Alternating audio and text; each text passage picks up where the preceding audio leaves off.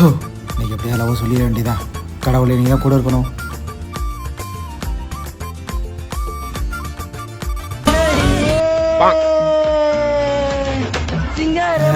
இவனை நமக்கு முன்னாடி போனா ஒரு ப்ரொபோஸ் பண்ணிடனோ விடக்கூடாது. விடு விடு விடு விடு விடு.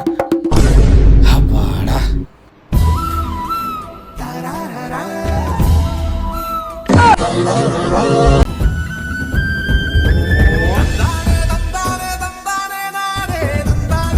சே முக்கியெல்லாம் கொண்டு வந்து வேஸ்டா போச்சே.